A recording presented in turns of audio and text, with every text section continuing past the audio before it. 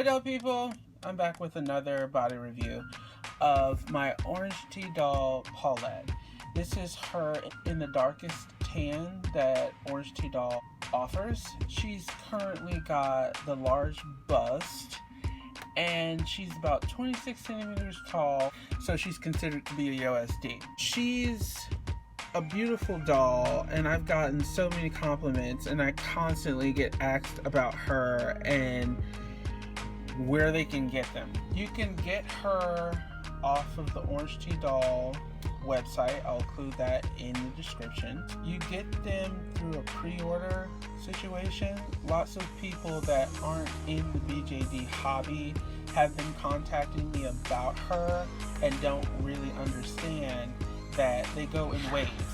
And because she's an artist sculpt, meaning she's not a major company and she's constantly available, you will have to get her when she goes through her pre-order. And she's currently up for pre-order on the website right now as this video is being published. Alright, the first thing I would like to show you guys is she's obviously beautiful.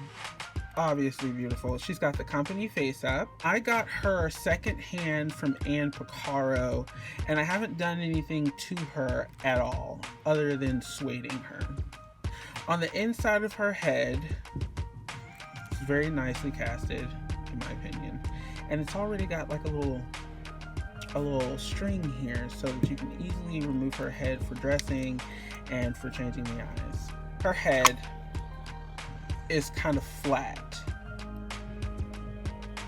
Now, this kind of reminds me, it's not a problem for me, but it kind of reminds me of Blythe dolls. Blythe dolls' heads are ever so slightly flat. They're very wide. She wears a size 7/8 wig, but because her head is a bit flat, you're definitely going to have to either use some sticky tack or what I do, and I've left a little residue there. It'll come off with a magic eraser. But I glue the wig on so it doesn't slide off, because it will slide off because her head is a bit flat. Onto her body. The first thing that most people generally really love about this body, she's very curvy.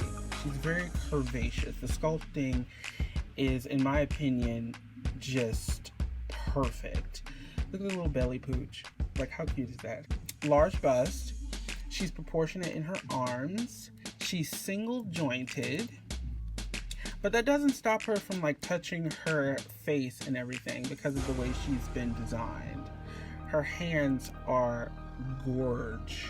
Like, her hands are beautiful. Just beautifully sculpted, super expressive.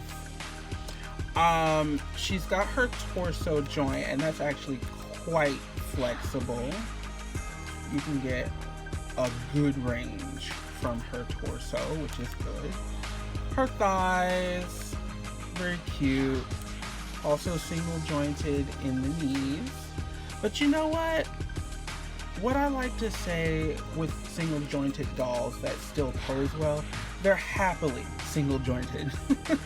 I have glue sueded her joints because she's strung perfectly, and that allows her to be a little bit kicky.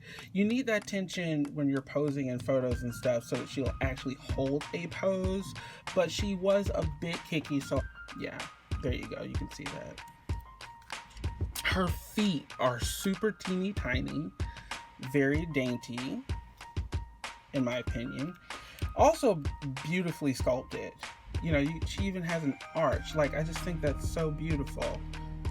Her butt is nicely sculpted. Look at her little butt. It's so cute. I would like to also talk about the type of clothes she can fit into. Because she's USD, she has that advantage of being able to fit into a lot of Ken pieces by Mattel and Barbie pieces by Mattel. She also fits into a lot of my Blythe pieces, but those are the Blythe pieces that are dresses, and they're a little bit wider than a normal fitted Blythe piece would be. So pieces like this fits on my Blythes. This was actually a gift to me by Living the Doll Dream on Instagram. This dress fits on all of my Blythes, but it also fits on her really well. And as you can see, it's a dress that's got a lot of room. Any dress that's gonna be too constricted on a Blythe is definitely not gonna fit on her. She fits into a lot of curvy Barbie pieces. This is a piece that I picked up. It's not official Mattel. I believe it was made by someone, and I got it during a doll meet. But this fits her really well. Like, this is for Barbie, and it looks like it's not gonna fit, but it's stretchy, and it does fit on her really nice. It's very bodycon-like.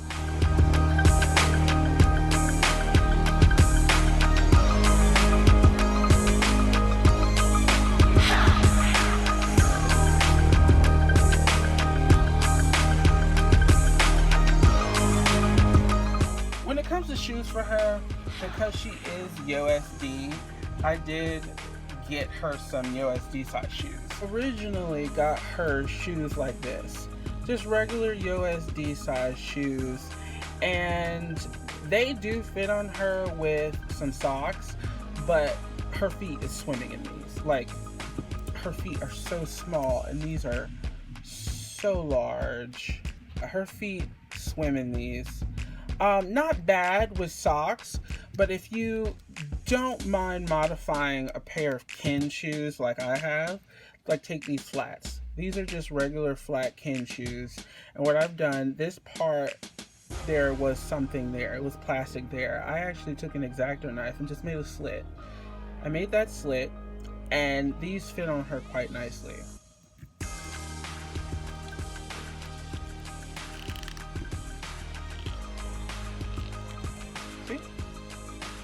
They fit on her quite nicely. And when I take these off, I brace her ankle like such, and then I pull them off from the back, and they come right off. And I make sure I brace the ankle so that, you know, no damages happens to the doll. But that's if you can't find any shoes, and that's, you know, just something that I did. That doesn't work with all Ken shoes, but these are really common Ken shoes. So these work. Here she is next to a standard USD size doll. I say standard because most USD dolls look like this. They look very childlike. She's quite mature for this range of BJD, and that's fine. I mean, I enjoy that. But usually when you see curves like this, especially her bust line and her hips, it's usually like on an MSD that's slim, like a Mini Fee or Yanoa. But she's USD. Lots of the people that contacted me that didn't know anything about this doll, they did think that she was MSD because of her proportions. She's not. She's USD.